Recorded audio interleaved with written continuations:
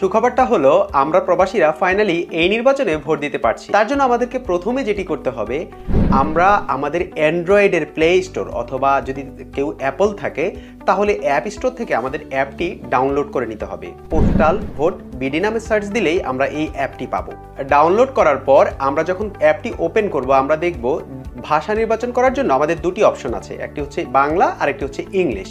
আমরা আমাদের চয়েস অনুযায়ী সেটি নেয়ার পরেই আমাদেরকে কিছু ইনস্ট্রাকশন দেখাবে। এই ইনস্ট্রাকশনগুলো আমাদের পড়া খুবই জরুরি, কারণ আমরা জানবো যে আমাদের নেক্সট এনরোলমেন্ট প্রসেসে কি কি আমাদের লাগবে, নির্বাচন কমিশন আমাদের থেকে কি কি ইনফরমেশন নেবে। এই যেমন ধরেন আপনার পাসপোর্ট থাকা লাগবে হাতে, আপনার এনআইডি থাকা লাগবে হাতে, একটা ওয়েল লাইট এরিয়াতে আপনার থাকতে হবে যাতে করে আপনি যখন ছবি তুলবেন আপনার প্রপার লাইট থাকে, এবং আরও কিছু প্রসেস আছে সেগুলো সম্পর্কে আপনার পড়ে নেওয়া উচিত। তারপর আপনি যখন নেক্সট বাটনে ক্লিক করবেন, আপনি দেখবেন আপনার লোকেশন শেয়ারের জন্য একটা অপশন চাচ্ছে। আপনাকে অবশ্যই আপনার লোকেশন শেয়ারটি করতে হবে, কারণ এই নির্বাচন কমিশন এটাকে এমনভাবে তৈরি করেছে যাতে করে কোনো ইউজার এটাকে মিস ইউজ না করতে পারে। আপনি যেই লোকেশনে আছেন সেখানে যখন আপনি ক্লিক করবেন তখন সেটি দেখাবে যে ওকে আপনি ওই লোকেশনে।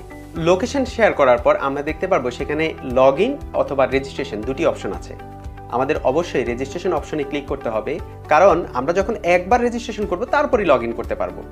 রেজিস্ট্রেশন অপশনে ক্লিক করার পর আপনি দেখবেন অটোমেটিক্যালি আপনার যেই লোকেশনে আপনি আছেন সেটি শো করছে। ফর এক্সাম্পল, আমার যে স্ক্রিন রেকর্ড সেটি আমরা জাপান থেকে করেছি, তাই দেখেন সেখানে জাপান উঠছে।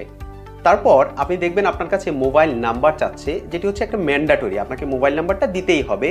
অপশনাল হিসেবে আপনি চাইলে আপনার ইমেল আইডিটা দিতে পারেন। এই মোবাইল নাম্বার দেওয়ার পর আপনি যখন ক্লিক করবেন দেখবেন আপনার কাছে একটা ওটিপি পাঠাবে ওরা।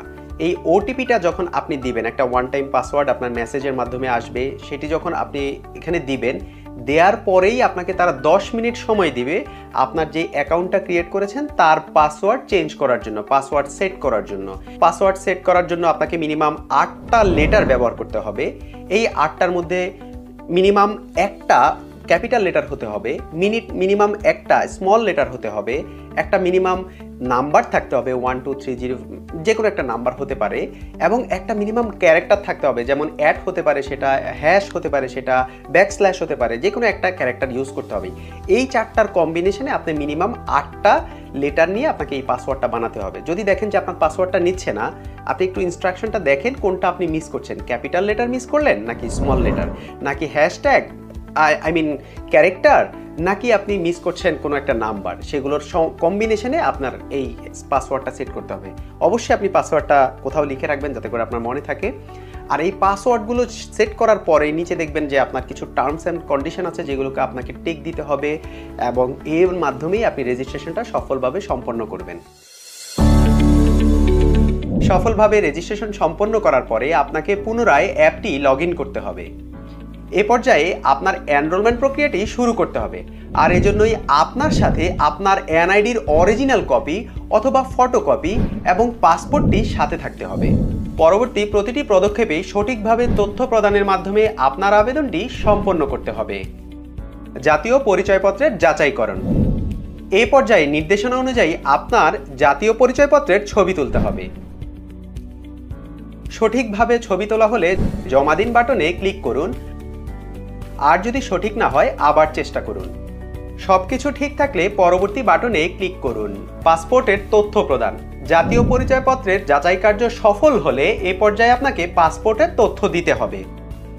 পাসপোর্টে বর্ণিত তথ্য যেমন সারনেম ও গিভেন নেম অনুযায়ী নাম লিখতে হবে, এবং এই নামটি আপনার খামে লেখা থাকবে, যা পোস্টম্যান আপনার পাসপোর্টের সাথে মিলিয়ে দেখতে পারে, তাই অবশ্যই সতর্কতার সাথে নাম লিখতে হবে।